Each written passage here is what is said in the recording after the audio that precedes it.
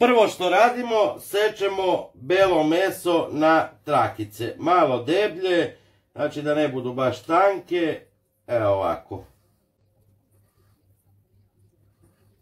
Kada ste nasekli piletinu, poređajte ovako na dasku, da možemo da je posolimo. Uzmite so i posolite. Zatim uzmite bibera preko, čine nešto pretjerano, onako da ima svuda. I začin za piletinu preko. I sve dobro rukama promešamo. Kada ste sve lepo umešali, uzmite ovu rešetku iz šporeta, probodite znači pri vrhu.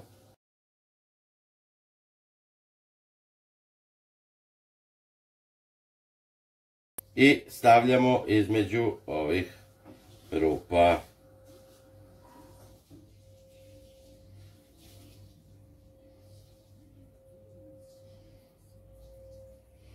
I tako sve redom. Evo ovako.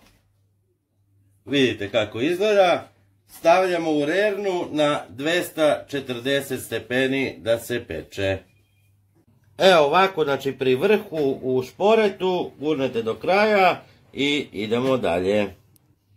Odmah nakon toga uzmite veći pleh iz šporeta i poređajte pomfrit.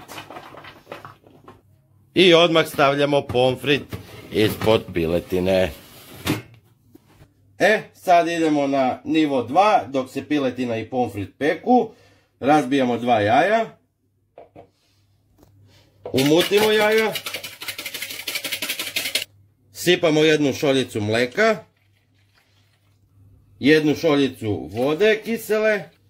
Dodajemo postepeno brašno i mešamo. Kad ste postigli željenu gustinu, stavljamo tiganj i pravimo palačinke. Sipam malo ulja. Razmažem salvetom ili ubrusom i čekam da se zagreje. Kad se tiganj zagreo, sipam masu i pravim palačinke. Možete napraviti znači nijansu deblje od običnog jer nam treba za piletinu.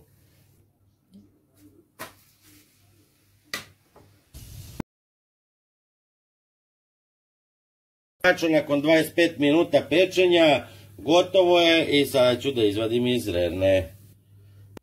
I na kraju vadim specijalitet.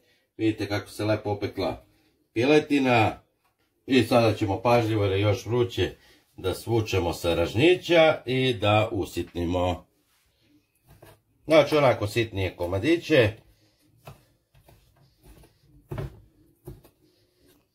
I onda uzmite palačinku. Ja ću malo premazati tartar sosom.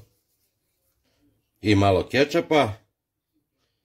Stavljam pomfrit. Piletinu. Ovaj kraj onda ubacujem unutra i odavde sa strane do kraja vrtim. I evo ga drugari, naš ručak bukvalno za pola sata je gotov. Sve ovako poređajte, pravite, javite mi i vidimo se u sljedećem videu. Pozdrav!